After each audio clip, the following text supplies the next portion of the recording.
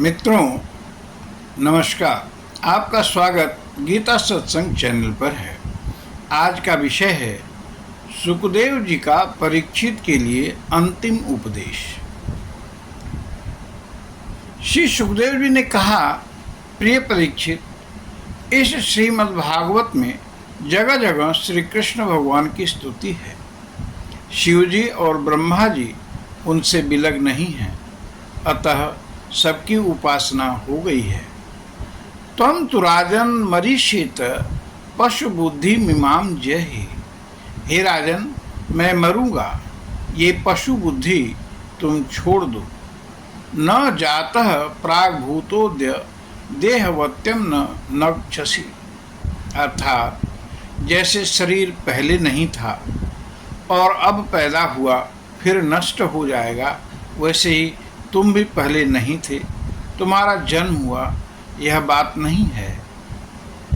जो मित्र नए हों वो कृपया चैनल को सब्सक्राइब कर दें, लाइक शेयर और कमेंट भी करें, ताकि यह भगवत वाणी जन जन तक पहुंचाई जा सके। परीक्षित जी ने से सुखदेव जी ने आगे कहा कि जैसे बीज से अंकुर और अंकुर से बीज की उत्पत्ति होती है, वैसे ही एक देह से दूसरे देह की उत्पत्ति होती है, फिर उससे तीसरे की। यह क्रम चलता रहता है, परंतु तुम न कभी उत्पन्न हुए और न कोई और शरीर लोगे। तुम्हारा न आदि है न अंत। तुम देह नहीं हो, तुम देही हो। जैसे आग लकड़ी से सर्वथा अलग होती है, ऐसे ही तुम शरीर से अलग हो। स्वप्न में लोग देखते हैं मेरा सिर कट गया, लोग मुझे श्मशान ले जा रहे हैं, पर नींद खुलते ही सत्यता स्पष्ट हो जाती है। मरना, उत्पन्न होना शरीर की अवस्थाएं हैं, तुम्हारी नहीं। तुम सोहम की स्थिति में आओ। तुम जन्म मृत्यु से रहित हो, शुद्ध बुद्ध आत्मा हो, स्वयं को पहचानो। जैसे घड़े के नष्ट होने पर लोग समझते हैं कि घट का आकाश महाकाश से मिल गया, पर सत्यता ये है कि वह तो कभी अलग हुए ही नहीं। ऐसे ही शरीर पात होने पर लोग समझते हैं कि आत्मा परमात्मा से मिल गया। अरे नहीं, वो तो पहले से ही मिले थे। वास्तव में माया ही संसार में रखने का कारण है।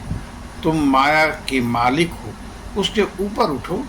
एक नहीं हजारों तक्षक तुम्हारा क्या कर सकते हैं। तुम तो मृत्यु के भी मृत्यु हो। जैसे दीपक के बुझ जाने से तेज की समाप्ति नहीं, ऐसे ही शरीर के न होने से आत्मा में शतांश भी कमी नहीं आती। कारण यह है कि आत्मा कार्य और कारण दोनों से परे है। हे राजन, तुम विवेकवती बुद्धि को परमात्मा के चिंतन से भरपूर कर लो और स्वयं ही अपनी आत्मा का साक्षात्कार करो। चिंतन करो कि मैं ही सर्वाधिष्ठान ब्रह्म हूँ, सर्वाधिष्ठान ब्रह्म मैं ही हूँ। इस प्रकार तुम स्वयं को वास्तविक एक रस अनंत अखंड स्वरूप में स्थित कर लो। तुम अपने आत्मस्वरूप में स्थित हो जाओ। इससे तुम इस विश्व को स्वयं से पृथक नहीं समझ पाओगे। तब सुखदेव जी की पूजा राजा ने की और फिर पूर्वाभिमुख होकर एकदम ध्यानस्थ हो गए। सुखदेव जी के साथ सभी ऋषि मुनि भी चले गए। आत्मस्थ राजा परीक्षित को समय पर फूलों के साथ सूक्ष्म रूप से आगत तक्षक ने डस लिया। राजा की शरीर तो मृत हो गई, पर राजा अमृत हो गए, श्री भगवान के परम धाम को गए।